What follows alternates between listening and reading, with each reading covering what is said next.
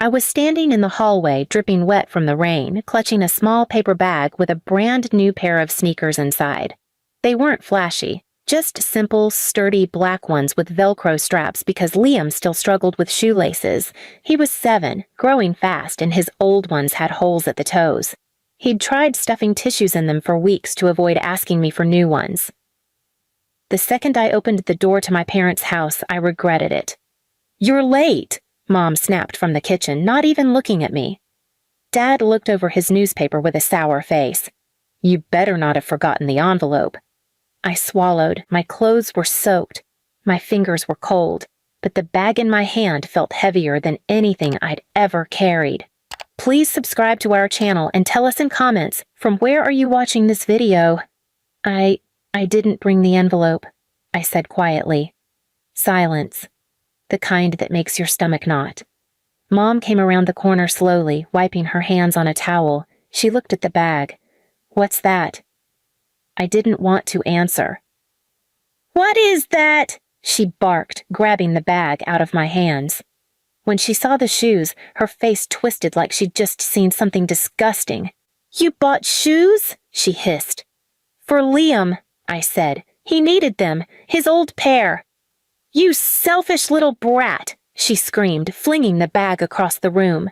The shoes skidded across the floor. "We told you weeks ago your sister needs that money for her honeymoon. The resort needs a deposit." Dad stood, folding the paper like it offended him. "You always act like your son is some prince. He's a mistake, just like you." I blinked hard. My wet hair clung to my cheeks. "I work double shifts," I whispered. "I've paid for every birthday, every uniform, every school lunch. I've never asked you for anything." "And yet you still disappoint us," Mom snapped. "She's not family," Dad muttered, walking toward me. "She's an embarrassment." Mom moved faster than I expected. She slapped me across the face so hard my ears rang. I didn't even cry. Dad grabbed my arm, yanked me toward the table, and slammed me into the chair. "You want to act like you're better than this family?" he growled. "Then maybe we should teach you some gratitude." The belt came out. "Not for the first time in my life." And I sat there, biting the inside of my cheek as they beat me, not in rage, but coldly, methodically, for buying my son a pair of shoes. Afterward, Mom tossed a bag of frozen peas at my back like it was a favor. "Your sister's wedding is in a month," she said. "Fix your face by then. We need the photos to look nice." I stumbled out of their house an hour later, the shoes back in my hands and blood in my mouth from where I'd bitten down too hard. When I got home, Liam was asleep on the couch. One of his socks was ripped. I sat down beside him and cried for the first time in months. I told myself that night, never again. Not just the beatings, not the humiliation, not the decades of favoritism and pretending I was lucky to be allowed near them. They thought I was powerless because I'd been quiet all my life. They thought I was disposable because I was the single mom, the failure, the shame of the family. They had no idea that every scar they'd given me had turned into steel. And they were about to learn what it felt like when the girl they beat down stood up. I started quietly. Not with yelling, not with revenge fantasies. Just movement. The next morning, I dropped Liam off at school and drove straight to a job interview I hadn't told anyone about. A second part-time cleaning job, nights at a downtown office building. I got it. 3 nights later, I added it to my already 45-hour week at the diner. I worked till 2 a.m. some days. My feet bled in cheap shoes, but I didn't complain. Because every extra dollar I made, I set aside. Not for them. Not for my sister's honeymoon in St. Lucia. For the moment they'd never see coming. And it came faster than I expected. It started at my sister's bridal shower 2 weeks later. I'd tried to opt out, told them I couldn't make it because Liam had a school play. Mom sent me a picture of her middle finger with the caption, "Show up or don't come to the wedding." I went. The second I walked into the hall, dressed in the same black dress I wore to every formal family function, I felt the tension. They had me sitting by the food table, far from the bride, far from the family photos. "She didn't even bring a gift," I heard one aunt mutter. "She bought shoes for her son instead," my cousin whispered. unbelievable. My sister, Crystal, stood in a glittering white mini dress opening gift after gift. Crystal, the same girl who once pushed Liam into a kiddie pool and laughed when he cried. When she saw me, she didn't even fake a smile. "You can go now," she said, loud enough for everyone to hear. "This part's just for people who actually contributed." People chuckled. I stared at her, then my mom, who gave me that smug shrug she always gave when she wanted to say, "Well, she's not wrong." Then I walked out, quietly, calmly. But something in me snapped that day. That night, while Liam slept in our tiny apartment, I took out a notebook and started writing everything down. Not just about the shoes, about everything. About the time Dad made me sleep outside in 8th grade because I talked back. About how Mom used to hide my report cards so they could pretend Crystal was the only one getting honors. And I started taking photos too. I dug out old ones, Liam with a bruise from the accidental elbow Crystal gave him. Liam sitting at family Christmas with no presents, while Crystal's dogs wore matching sweaters and opened luxury pet treats. But I didn't stop there. I started asking questions. I called the resort Crystal had booked for her honeymoon and casually inquired about the cost of the presidential suite. I pretended to be her assistant. $12,000, prepaid in full, by a check written in my name. I froze.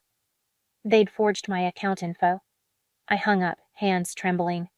Then I walked straight to my bank and confirmed it. My parents had pulled money out of an old joint account I'd forgotten about, left over from when I was a teen. I'd never closed it. They'd used that account to make the transfer, thinking I wouldn't notice.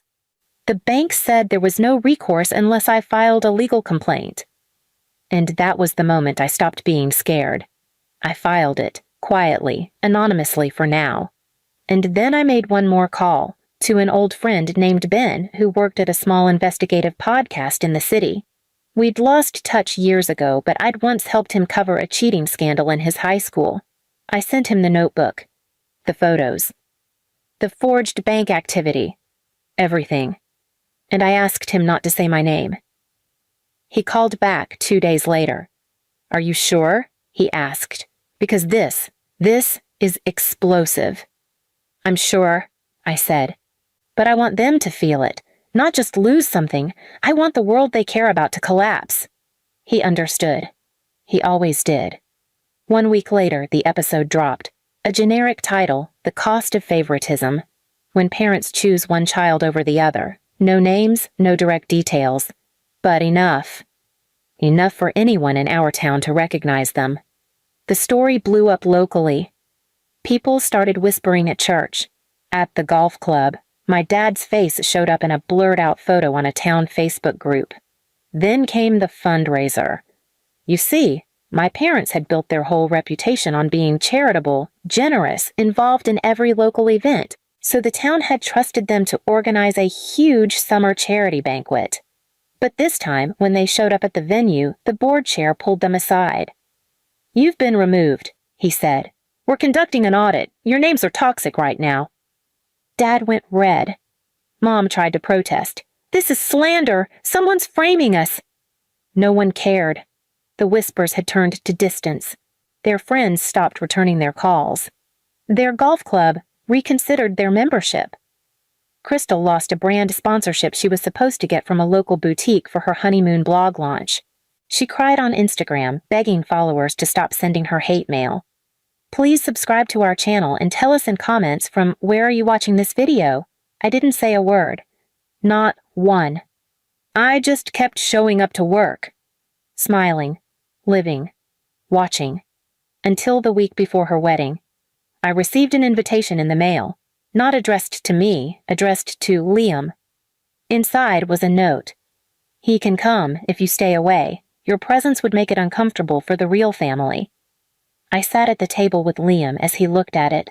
He asked softly, "Mom, am I not real family?" I didn't cry. I held his face in my hands and said, "You are my entire family." And that's when I knew what I had to do. Not expose them. Not ruin them, but remove them. From our lives, from our hearts, from our future. The day of Crystal's wedding, I didn't cry. I didn't rage. I didn't even check social media to see what was happening, because I was too busy moving. You see, while they spent thousands on florals and a horse-drawn carriage, I spent 6 weeks planning something else entirely, quietly, methodically. No fireworks, just precision. I'd taken a loan. Small, just enough. And with it, I bought a 1-bedroom home in a small town 2 states away, near Liam's new school. A place where no one knew our last name. A place where I didn't have to explain bruises or absence or why my kid used to flinch when people raised their voices. And most importantly, I left no forwarding address. I gave no notice. I just disappeared. But before I left, I mailed them something. 3 packages. To Crystal, I sent back her wedding invite torn in half with Liam's note inside. You don't get to call me family when it's convenient. I'm not your accessory. To my mother, I sent a framed photo of me holding Liam the night he was born, still wrapped in a hospital blanket. I wrote across the glass in permanent marker. This was the moment I became enough. You just never noticed. To my father, I sent a pair of old shoes, the same ones I'd worn when I cleaned toilets at 2 a.m. to save money while they were stealing from me. Inside the box was a note. These got me out. Your fists didn't. I signed nothing. No return address. Just silence. I changed my number. Deleted every account. Started from 0. And God, that silence tasted like power. Months passed. One day, I got a letter forwarded through my old boss at the diner. No name on the envelope, but I knew the handwriting. My mother.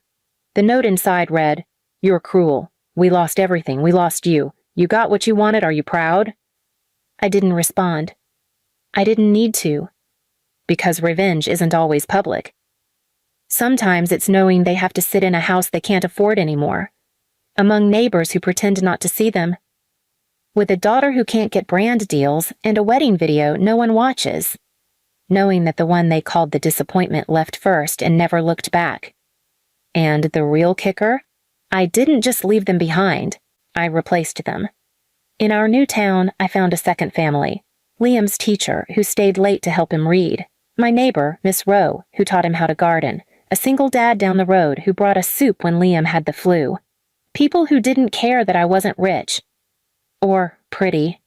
Or anyone's golden child. Just people who showed up. People who didn't beat me for buying my son shoes. And Liam? He laughs now. Loudly. Boldly.